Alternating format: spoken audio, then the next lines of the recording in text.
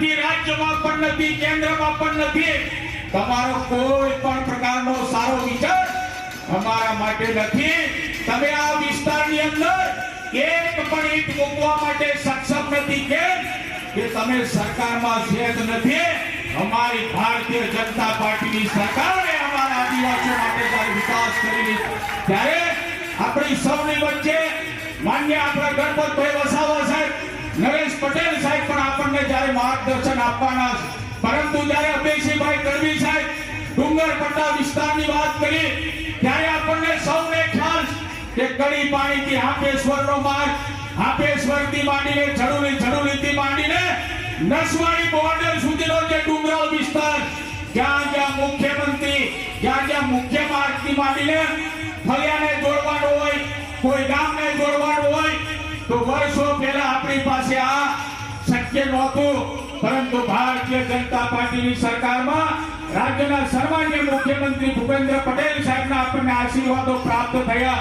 અને જે તમે બાકી રાખીને ગયા હતા, વર્ષો સુધી તમે શાસનમાં હતા, હાપેશ્વરથી માંડીને ઝડુલી સુધી આખા કવાંટ વિસ્તાર અને મારી 138 વિધાનસભા ક્ષેત્રમાં મુખ્ય ગામથી માંડીને મુખ્ય માર્ગ સુધી કોઈ ફળિયાને જોડવાનું આપણી સરકારમાં કર્યું નથી. એક કામ અમે ભારતીય જનતા પાર્ટીની સરકારમાં રાજ્યના સન્માનીય મુખ્યમંત્રી ભૂપેન્દ્ર પટેલ સાહેબના આશીર્વાદો થકી આપણે બધા કરી રહ્યા. સૌને અહીંયા વિનંતી કરું છું, મારા આદરણીય સાધુ સંતો, મારા નવયુવાનો, મારા ભારતીય જનતા પાર્ટીના દેવોથી દુર્લભ એવા મારા સન્માનીય કાર્યકર્તાઓ જ્યારે ઉપસ્થિત, ત્યારે આવનારી ચૂંટણીની અંદર જિલ્લા તાલુકા પંચાયતની અંદર આપણે એમને ગરબા તોડ જવાબ દેવાનો. જેમને એક પણ ઈંટ નથી મૂકી એ લોકો છોટાઉદેપુર જિલ્લામાં આવીને મસીહા બનીને મારા આદિવાસી વિસ્તારને ગુમરાહ કરવાનું કામ કરે.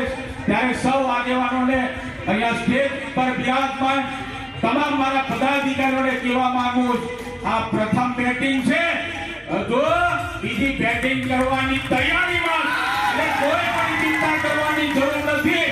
આપણે પણ ભારતીય જનતા પાર્ટીની સરકારમાં, વિશ્વના નેતા નરેન્દ્રભાઈ મોદી સાહેબની સરકારમાં, વિશ્વની પાર્ટી કરોડો કાર્યકર્તાની પાર્ટીમાં જ્યારે કામ કરવાની તક મારા ભારતીય જનતા પાર્ટીના સૌ કાર્યકર્તાઓને સાંપડીશ.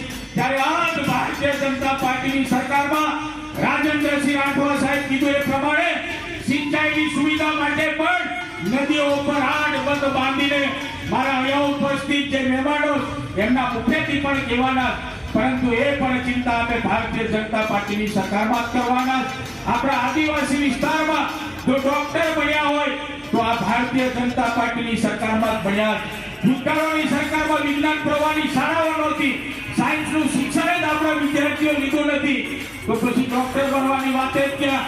પરંતુ સન્માનીય દેશના વડાપ્રધાન જ્યારે રાજ્યના મુખ્યમંત્રી હતા ત્યારે એમણે આપણા આદિવાસી વિસ્તારના વિદ્યાર્થીઓ મેડિકલની પ્રવેશ પ્રક્રિયામાં પાસ થાય અને દેશના વડાપ્રધાન નરેન્દ્રભાઈ મોદી સાહેબના આશીર્વાદો આપણને પ્રાપ્ત થયા.